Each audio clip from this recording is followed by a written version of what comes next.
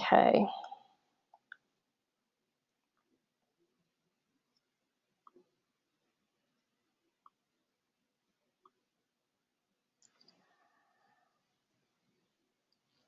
Right. So it's in moments like this when things don't go your way that mindfulness is so helpful. Okay.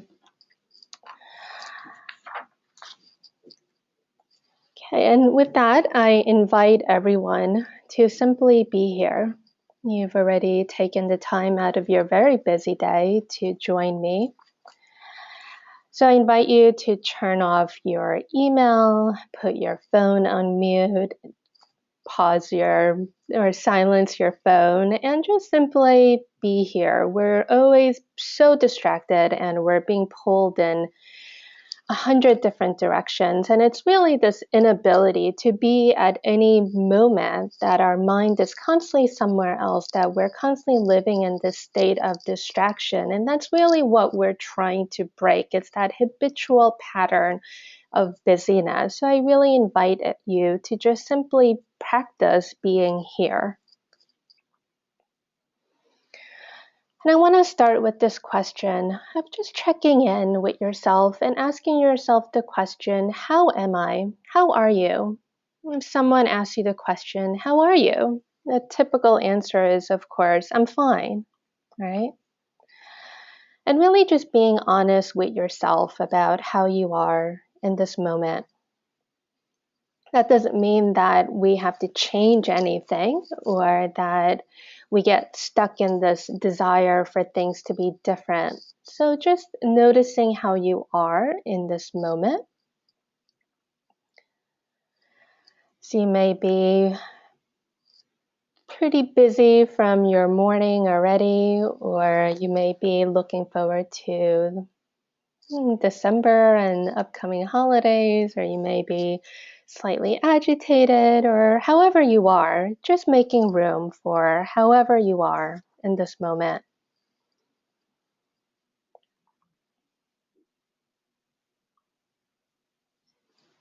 So we're going to cover a few different topics today. This webinar is meant to be an introduction to mindfulness. So we're going to talk about working and dealing with stress and anxiety.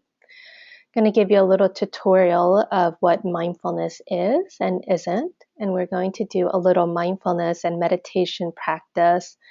And I'm going to offer you some tips for increasing wellness and self-care. I feel like it's such an important thing for us to do, especially this time of the year, as the demands on our schedule increases and we're trying to keep all the balls in the air.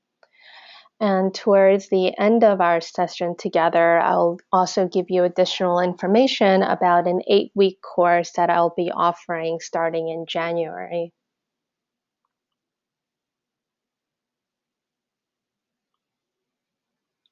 Okay, so understanding stress and anxiety.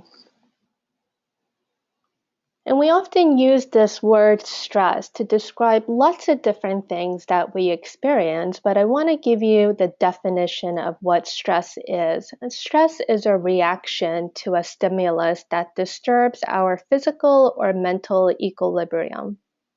And when we look at that definition, we can see that there are parts of that definition that we can actually change, that we have control over. So really the only thing that we have control over is our reaction. Of course, we can't change the stimulus that disturbs our physical or mental equilibrium. We can't stop that opposing counsel from sending us that nasty email or stop bad things from happening in our lives or the good things. But really, the only thing that we can change is our reaction to how do we respond to those stressful stimulus. And mindfulness is a tool that we can use to change our reaction to those stimulus. And anxiety is the subjectively unpleasant feeling of dread over anticipated events. And of course, stress and anxiety often go hand in hand. And with anxiety, if you look at that definition, really the thing that we have control over is how do we feel over that anticipated event, right? And we may often spend a lot of time worrying about things that we have absolutely no control over. And so we're going to talk about different ways of working with our stress and anxiety. And I love this quote from Sean Ecker. He's a psychologist and a professor at Harvard University. Some of you may have read his book, The Happiness Advantage. It's a great book, and he also has a great TED Talk.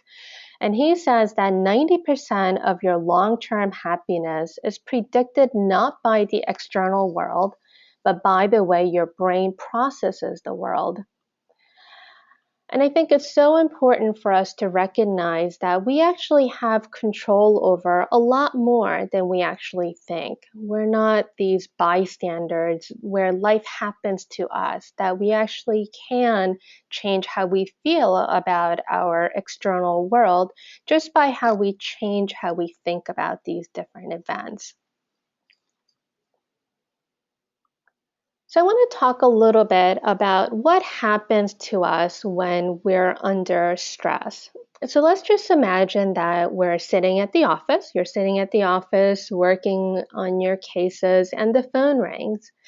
And the call is from Charlie Johnson. And let's imagine that Charlie Johnson is someone that you have great difficulties with. And I'm sure you can think of that person that you have great difficulties with.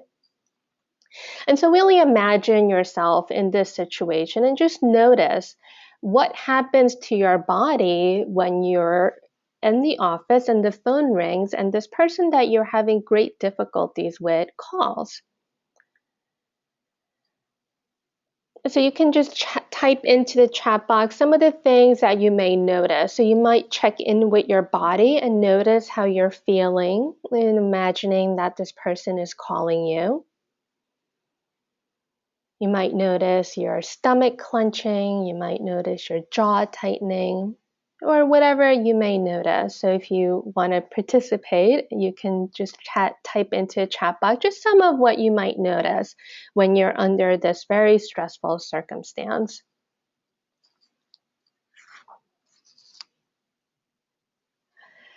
And so our brain is wired to look for things that are going wrong in our lives. It's our evolutionary process, and it's how we've managed to stay alive and evolve for as long as we have.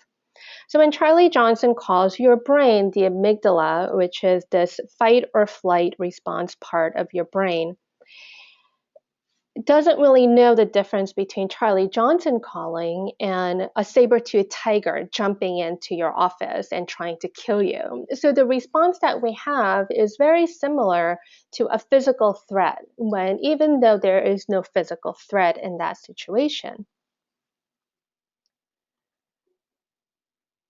And so what we want to do is disengage the amygdala, that fight or flight response, and actually engage the prefrontal cortex, which is the front part of our brain that's responsible for higher levels of functioning and thinking. And so one tool that you can use to engage your prefrontal cortex is to actually calm your mind and to calm your body. And we can use mindfulness to do that. And one technique that I love to practice is called stop.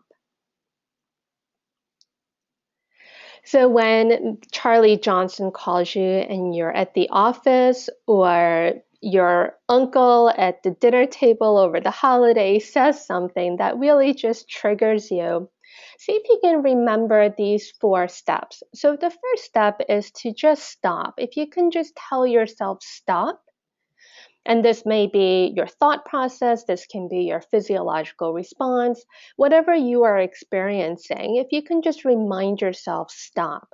That saying, count to 10 before you say something when you're angry, really works, but you actually have to remember to breathe in between the counting. So if you go 1, 2, 3, 4, 5, 6, 7, 8, 9, 10, that's really unlikely to help you calm your body and your mind. And the second step is to take a breath. So the T is to take a breath. So when I couldn't get you guys to see my screen, that's what I was actually practicing, is just to breathe. So let's just practice that for a moment. So whatever you're doing, just pause for a moment. So stop whatever it is you're doing and take a breath. So take a nice inhale and a nice exhale. And another inhale and an exhale. And one more nice inhale and exhale. And just observing whatever is going on. So a great place to always see how you are. So we started with this question of how am I? How are you?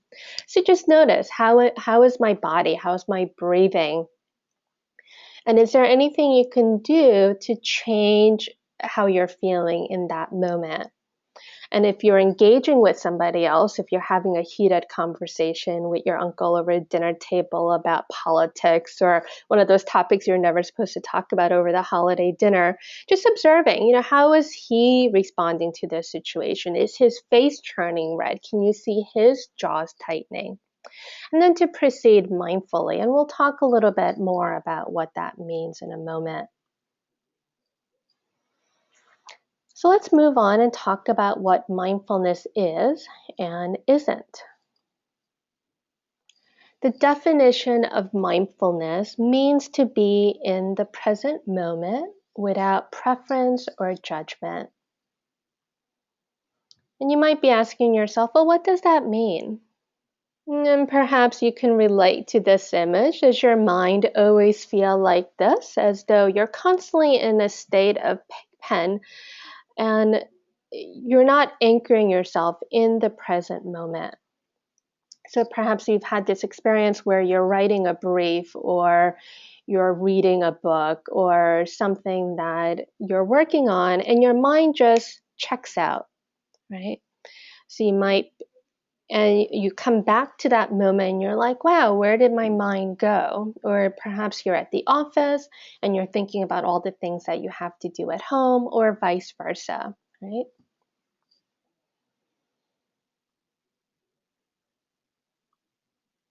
So I jokingly tell people that I started to practice mindfulness and meditation because I got tired of showering with all of my clients. And maybe you've had this experience of getting up in the morning, checking your phone as the first thing that you do, as many of us do, and just being flooded with all of these emails. And you drink your cup of coffee, you hop in the shower, and you're in the shower, and your mind is just going at 150 miles per hour, and you're thinking about all the things that you have to do that day, or all the things that was left undone yesterday, or maybe you're reliving that hearing that you lost from a month ago or even a year ago. You're thinking about all of your clients and how this client failed to do the thing that you warned him against, and then he's trying to blame you, right? And I'm sure many of you can relate to all of these things that I'm talking about. So mindfulness means to pay attention to life, just all the different little nuances of the day that makes up the detail of your life. So in this moment, you can think about what is it that you're noticing. And if you want, you can type into the chat box just all the things that you're noticing in this moment. So you might notice the temperature of the room in your office, or the lighting condition, or my voice, or just noticing. Maybe you can feel your feet on the floor. So just noticing whatever it is. And then being connected to the here and now. And mindfulness is like a way that you walk through life, the way that you experience life. And accepting what is. So letting go of those things that you can't control and really stepping into those areas that you can control. I'm just going to read a couple of comments here. I'm noticing a lot of people are saying you're cold. So Jenny and Amy saying you're cold. Julie saying it's warm in the office. Nancy, seeing the picture of your husband and comfortable and seeing the fall colors. Terry, beautiful. Okay, now we're going to talk about what is meditation. So meditation is the formal tool for practicing mindfulness. So mindfulness, as I said, is being in the present moment without preference and judgment. And when we practice meditation, we can actually train our mind to be more in the present moment. So we're not constantly living in some other state. And it's a way that we can use to train our brain. And it's a way that we can explore our inner world. And it's a way that we can change our relationship to thoughts and feelings. And perhaps even more important than what mindfulness is and what meditation is, but also what it isn't. So there's a lot of misperception and fears, particularly when I talk about meditation and mindfulness to lawyers.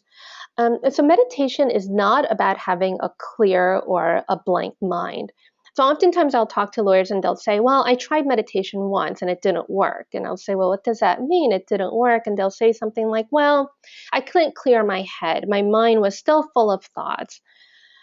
So if, of course, we can sit on the cushion or sit in our chair and meditate and just have these incredibly blissful experiences where we can stop our mind from thinking, that would be great. But that's not really the purpose, the quote unquote purpose of meditation. Meditation is really designed as a way to explore our inner world and to practice of non-doing. So, I think we're so busy, particularly in our day to day life, with doing. Like when do we actually practice the art of non doing, right? And it's not about having these peaceful states. There will be days where you sit to meditate and you do have these really wonderful, blissful experiences. But there'll be other days where you sit and your mind just feels like there's a tornado going through. And it's just noticing how you are from day to day, from moment to moment, and becoming a little more sensitive to how you are. Not about pushing away thoughts or feelings, and it's not a religious practice. Although, certainly, in every major religion, there is a practice of sitting in stillness, sitting in silence. And if you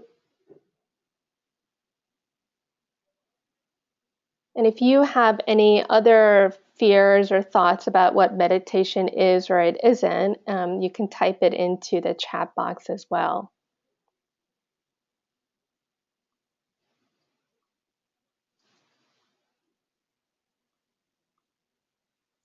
And the wonderful thing about meditation and why I think is such a hot topic right now is that there's so much research and so much science around meditation. And it's really wonderful that with the neuroimaging, we can actually see how meditation changes your brain. So you can see on the left-hand side, before meditation, there's lots of activity in the brain. And on the right-hand side, after meditation, there's a lot less. And what I think is really interesting is that with regular meditation practice, the parts of the brain that's associated with compassion and self-awareness grew, and parts that are associated with stress actually shrank. So imagine being able to change your brain, right, through this very simple meditation practice. And there was recently a Times article in the magazine about how the gray matter, you can actually increase the gray matter in your brain. There's just and there's thousands of studies on the effectiveness of meditation and mindfulness.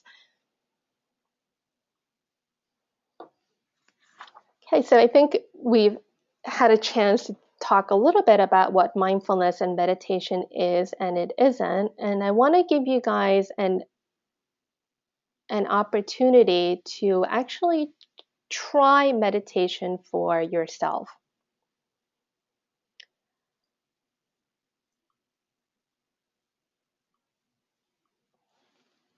So if you've never meditated, you can type in A, or If you've occasionally meditated less than 2 or more times per week, you can type in B, or C, frequently.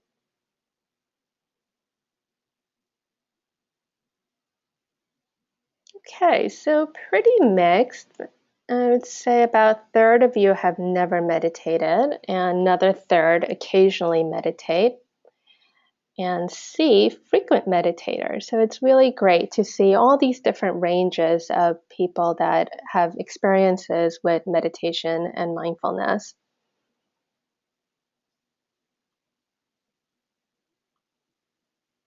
Okay, so we're going to actually just take our internal temperature once again and just notice how stressed you are in this moment. So this can be just for you, or if you'd like to share, you certainly can. So just noticing how you are and getting away from the judgments about how you are being good or bad or desirable or undesirable, just noticing how you are. So remember, the definition of mindfulness is to be in the present moment without preference and judgment. So if you're feeling really stressed, you may have preferences that says, gosh, I wish I was less stressed, or you may have judgments around how you are. So you may be saying, I shouldn't be this stressed, I should be less stressed, I should be jogging, or whatever those internal voices are. So just recognizing all of those things and then just letting it go. And we're actually going to practice meditating. So I invite everyone to place both feet firmly on the ground. You can kick your shoes off if you would be more comfortable. And just checking your body. So feeling your body settle into the chair below you. Checking your head, your neck, your shoulders, your spine, your hips, your legs. Just adjusting your body in any way that you need. And allow your eyes to close.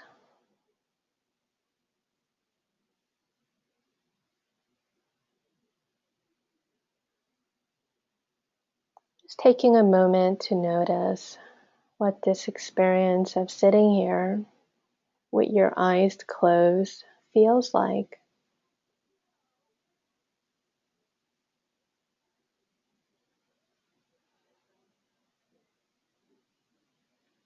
Might notice your other senses become more heightened.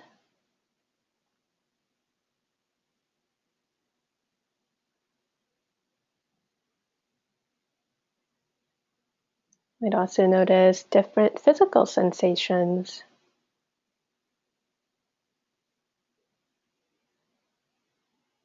You might notice different thoughts.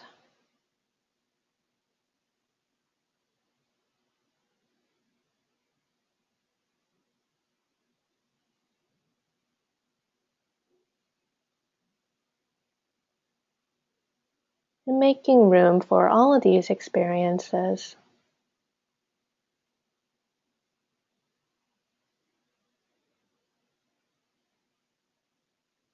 Now let's turn the attention to the breath. Taking a nice inhale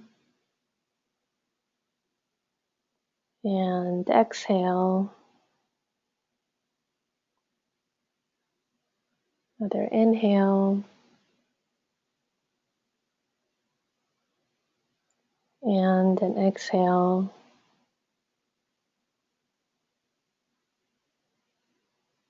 Inhaling and exhaling.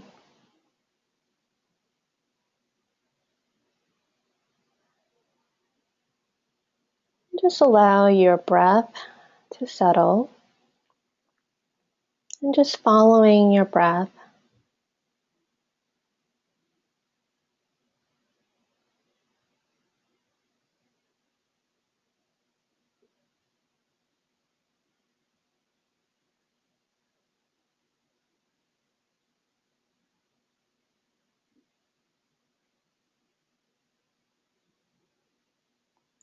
You can notice what parts of your body is involved with this activity that we've been doing since the moment we were born.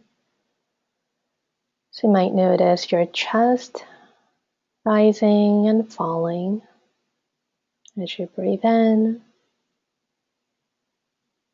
and breathe out. I'd also notice your belly rising and falling as your diaphragm expands and contracts with each breath.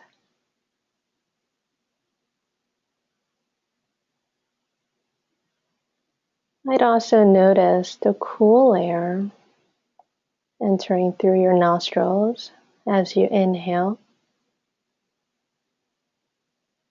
and the warm air as you exhale.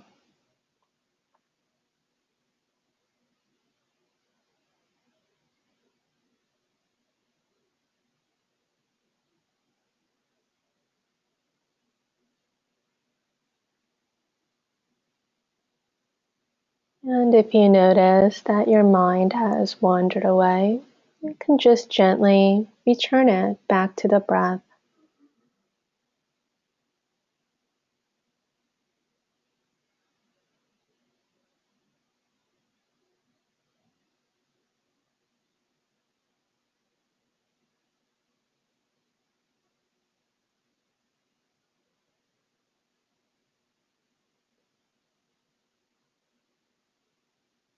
You can also note your breath.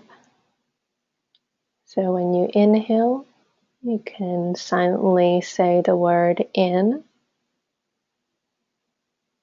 And when you exhale, say the word out.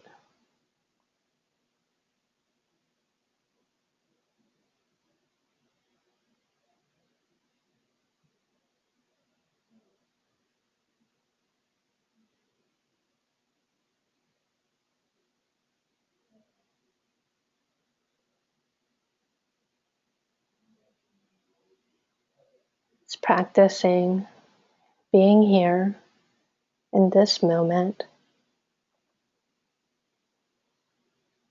noticing this breath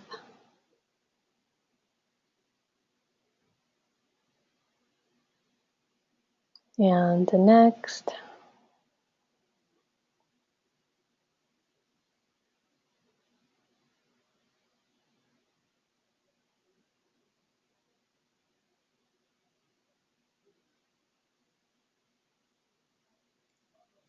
And as we get ready to bring this practice to a close, see if there's a word or a phrase that you'd like to carry with you throughout your day.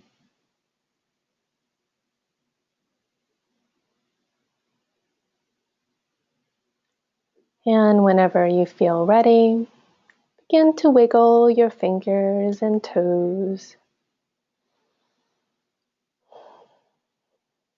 and move your body in any way that feels good to you. Perhaps stretch your arms, stretch your back, roll your shoulders, and allow your eyes to open.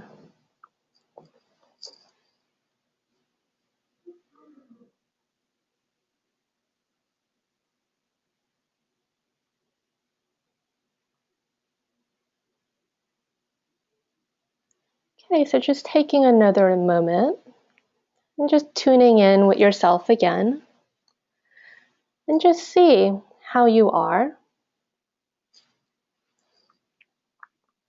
And if there's anything that you'd like to share about the practice or how that meditation went for you, or what you noticed from before or after, you can type it into the chat box.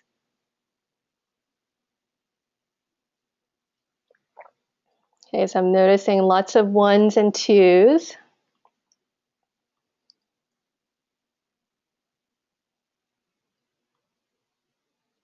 Amy, my hands are warm for a first time today. Joseph, very relaxing.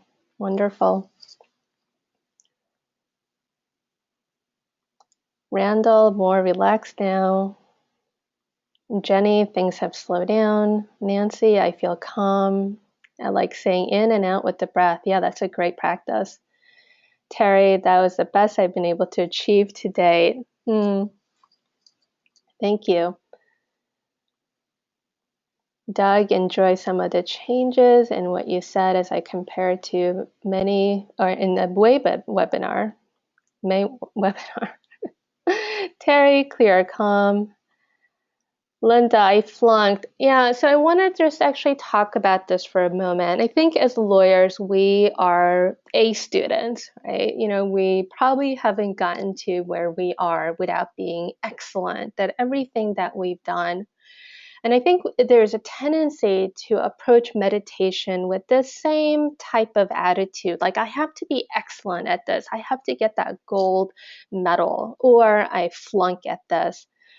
But remember what I said earlier about meditation being a practice of non-doing. And so as long as you show up for yourself and just practice, you're gaining all the benefits. And, I've been meditating almost daily for the last 5 or 6 years. And I still have those days where I feel like I'm flunking, that I'm not doing this right, or I'm not doing this correctly. And really, it's really those more difficult days that I find later on in reflection that I really gained so much. So if you notice yourself saying, I'm not doing this correctly, or that I'm a bad meditator, just see if you can tune in with that part of yourself that's really critical and judgmental. And recognizing that the practice of mindfulness is to be in the present moment without preference or judgment. So if you notice yourself judging yourself, you can say, that's my mind doing its thing, doing that judging thing, and just being a little bit more gentle towards that part of yourself that really wants you to excel, that wants you to be excellent.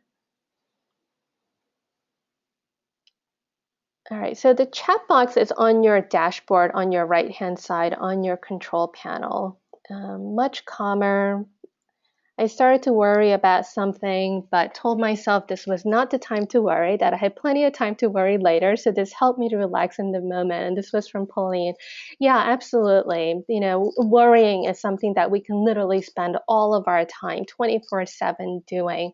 And I don't know about you, but worrying has never really gotten any positive results. So when you notice your mind worrying, you can just note that and say, my mind is doing that thing, worrying. And again, meditation allows us to just notice our mind as it is, and we can become more familiar with how our mind works. So you might notice when A happens, I always think B. Or when somebody says A, I always say B. So you get to know these habits of your mind, which is so important, especially for us lawyers. Okay, so I want to talk a little bit about self-care and wellness. And I feel like this is such an important topic, particularly in light of the statistical data that I talked about in the beginning of this webinar. And I think a lot of that sort of self-abuse that really comes from this lack of self-care, the self-neglect that many of us tend to engage in. We have this tendency to take care of everybody else and everything else, and then we come last, which really means that we don't really make room for ourselves. So always take care of yourself first. Whenever you get on an airplane, I'm sure you've heard, secure your own oxygen mask before assisting others, right? And we really need to cultivate this practice.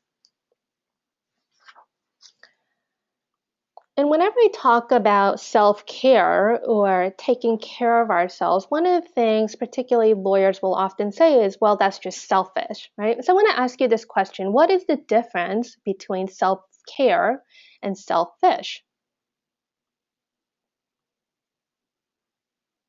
So you can type it into the chat box, the difference between self-care and selfish, if anyone has any thoughts on what the difference is.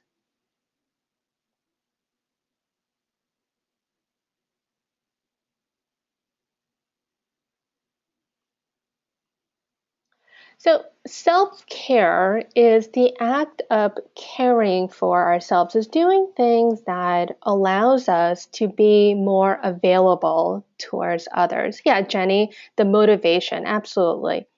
Pauline, if you're doing something that hurts others, that's selfish as opposed to self-care. Yes, right on. So selfish is when I take something from you for my own gain or benefit. Self-care, even though it sounds very close to selfish, is actually just the opposite. It allows me to take better care of myself. It's filling up my own fuel tank, charging my own battery so that I can better serve others. Now, lots of responses. Nancy, self-care is self-respect and self-compassion. Absolutely. Terry, ish, only think of yourself. Care, taking care of yourself. Absolutely. Stephen, honoring yourself as you do others. Beautiful. Self-care is healthy attitude of care for ourselves. Wonderful. Felipa, selfish involves narcissistic behavior, while self-care is taking care of one's needs. Absolutely. Loie, self-care means taking care of you. Selfish means you don't care about others. Beautiful. Anna, you can't give to others from an empty cup. Yeah, beautiful.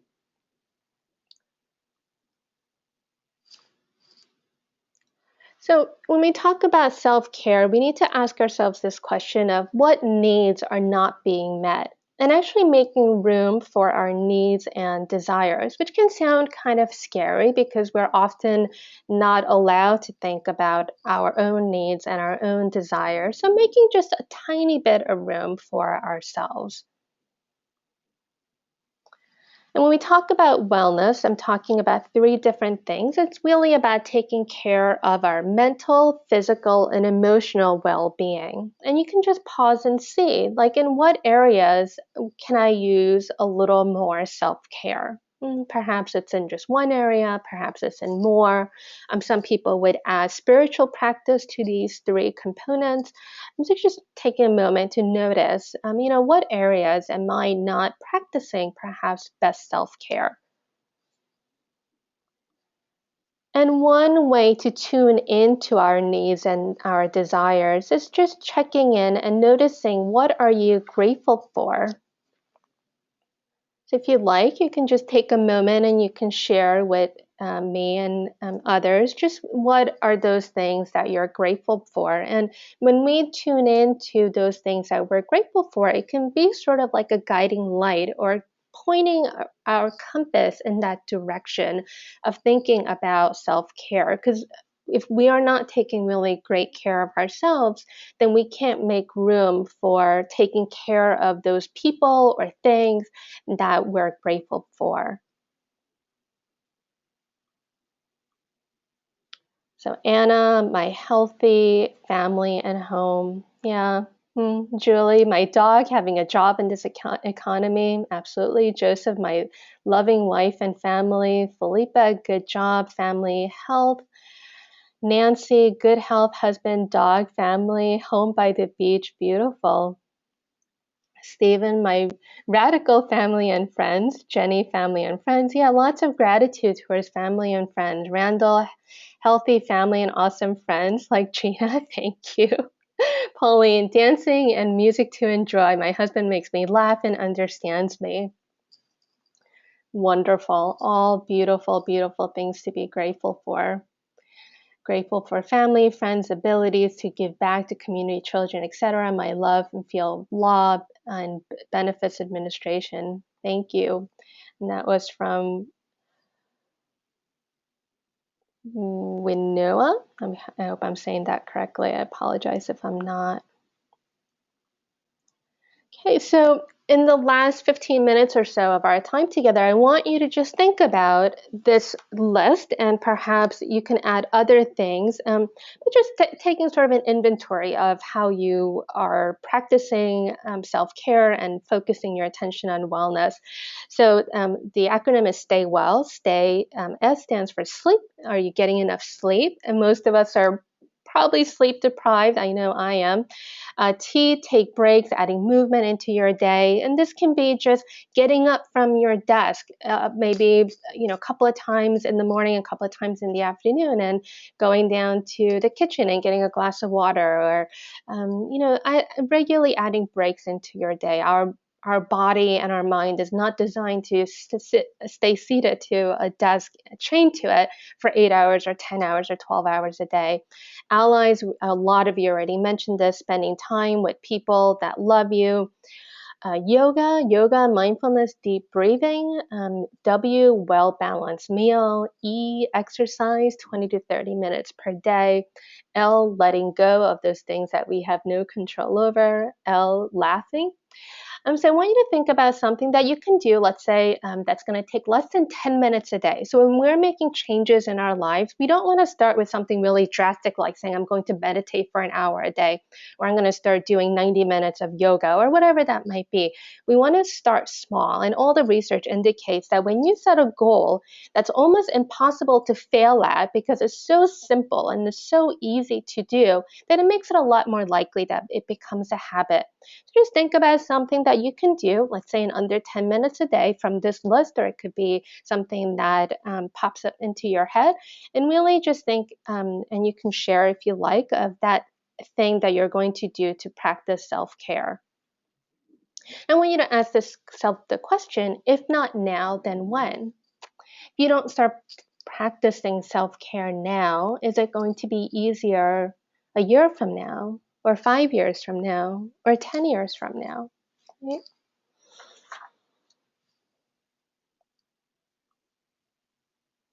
And stop dreaming and start doing. It's really in the doing.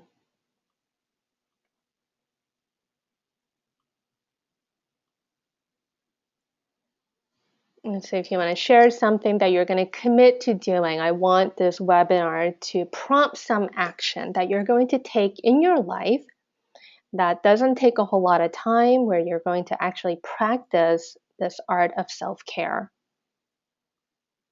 And it doesn't have to be anything big or drastic. It can just be getting out of the office and taking a 15-minute stroll around the block, or instead of popping out of your bed in the morning and checking your email, you're going to spend just 5 or 10 minutes just being, right? Practice just being, and greet your spouse, or listen to your favorite song, or meditate, or just little activities or little changes. So from Jenny, taking breaks, movement, exercise 10 minutes a day, wonderful. Philippa, eat more mindfully and healthy. Yes. Nancy, I will do the stop exercise. Yeah, that's a great practice. I tend to react too quickly. Terry, sleep more. Yeah, even 10 minutes just a day really makes a difference. From Dick, start meditating daily. Wonderful. Terry, stop showering with my clients. Absolutely. Pauline, practice dance movement each day. Yeah, wonderful. Stephen, meditate and exercise more. Wonderful. So just little changes is really what you need. It doesn't have to be anything huge or drastic.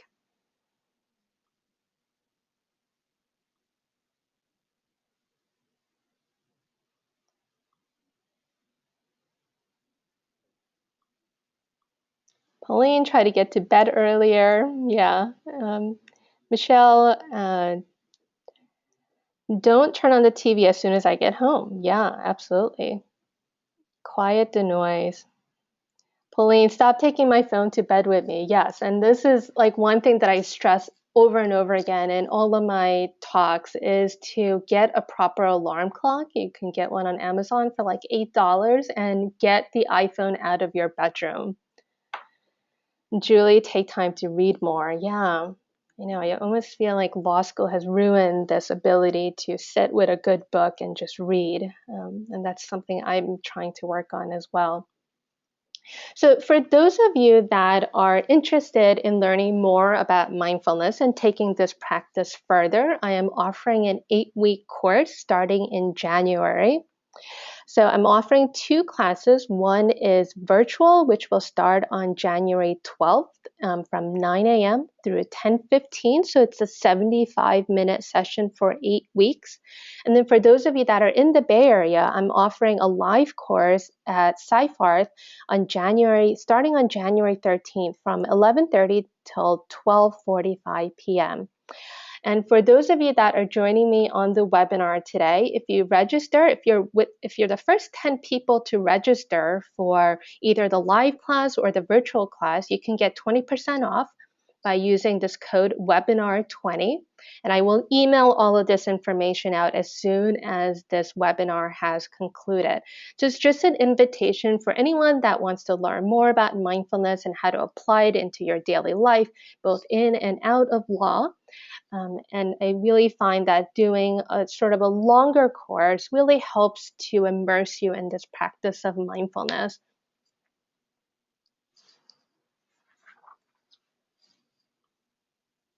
And just a few different tips for cultivating a meditation practice. So the key to a meditation practice is just that, right? Practice. It's just like the law practice. You're never going to master it. You're never going to become an A student at it or whatever that means. But it's the practice of showing up for yourself day after day after day.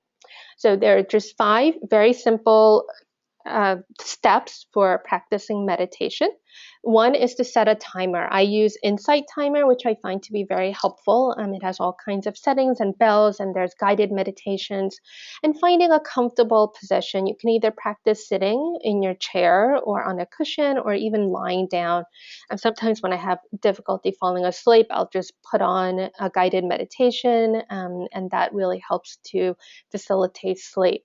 And checking your body. Often we're so disconnected from our body. So really just noticing how you're sitting and checking your body posture, allowing your eyes to close, and just noticing your breath as it moves in and out. And we use the breath because the breath is constantly with us, right? We can't leave home without it, or at least I can't. So it's this really great way to anchor yourself into the present moment. There's nothing really difficult or challenging about meditation. It's a very simple practice, but it doesn't mean that it's easy. I think that's sort of the challenge of meditation, is that it's so deceptively simple, but it's not easy. But I find that it's just such a beautiful way to get to know ourselves better. It's changed my relationship with others. It's changed how I relate to my clients, my husband, all of those people around me. But most importantly, it's changed my relationship to myself. I'm a lot less critical, a lot less judgmental. Um, so, I really invite you to practice. And there's lots of research that shows even 2 minutes a day over a course of a month can really have a difference, make a difference in your life. So, whether it would be through signing up for a course with me or signing up for lots of different courses out there or just doing it on your own, there's lots of different apps for cultivating a meditation practice. I really invite you to practice, because you can read all the research you want, but really the best indicator as to whether mindfulness and meditation is going to quote unquote work for you is to actually practice and see for yourself. And I think that's the beauty of this practice, is that you can see for yourself. You don't have to take my word for it or anybody else's word for it. And with that, I'd like to see if there are any questions, and you can also drop me an email at smile@theanxiouslawyer.com, smile@theanxiouslawyer.com, or you can reach me on Twitter, Gina_Cho, CHO. And I really love hearing from people that participate in my webinars. So, feel free to drop me an email. Oh, Joan, thank you. I am doing an Esalen workshop, which will be the last weekend of February. And Esalen, for those of you that aren't familiar, is an institute. It's a retreat center that whose mission is to maximize human capacity, or and it's in Big Sur, and it's right off of Route 1, and it's this really amazingly beautiful strip of land. It overlooks the ocean. It's just incredibly beautiful. They grow all of their own food. All the food is organic, and it's just a wonderful place to come and unplug. And it's really a time where we can practice mindfulness.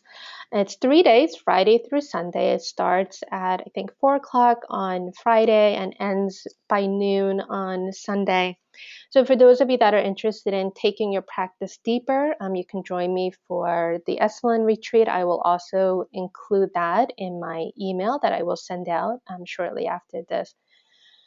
Desiree, will the course be offered again in 2016? Probably. I'm doing another book tour, and I'll be in New York City for about 8 weeks towards the end of the year. So I would expect that if I do offer it again, it'll probably be in September, but I will definitely email you guys and let you know.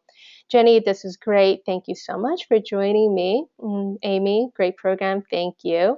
Catherine, can't wait for your book to come out. Thank you. Thank you, guys. So if there's any more questions, I'll hang out for like another minute or so.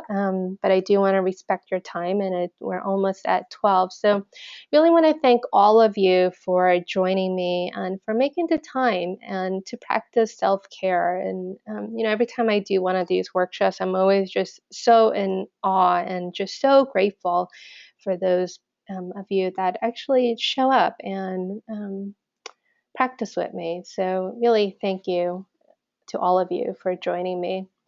Nancy, thank you. Needed this. Thank you. Felipa, thank you. Todd, thank you. Amy, yes, I will let you know when I'm in New York. So I'm actually in the works for offering an 8-week program in Manhattan. It'll probably be June and July. So let's connect offline. So Amy, if you can just drop me an email, I would love that. Doug, wonderful service. To the distracted, yeah. Sharmia, how do you avoid falling asleep when you try to meditate? So I will try to answer this question in 1 minute. This is a very common problem. If you notice that you're regularly falling asleep during meditation, it's probably an indication that you need more sleep. So that's the first thing. Second thing you can try to do is to do a walking meditation where you pick, let's say, about a 10 or a 20 feet distance, and you just practice walking very mindfully. So putting one foot down in front of the other. So you can do some sort of movement-based meditation. There's Qigong, there's yoga, there's lots of different movement-based meditation.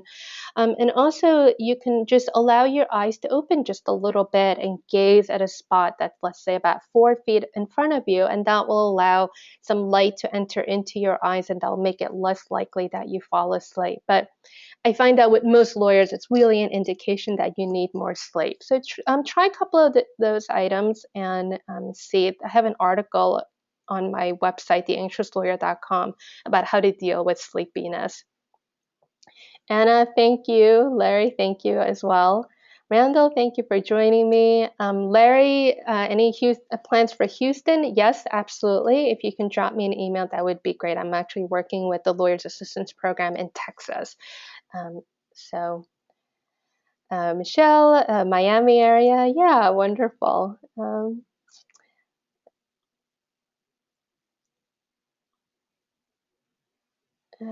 Great. Georgia Bar, yeah, suicide awareness. I know Georgia has had a huge instances of suicide, and I am aware of that. So thank you.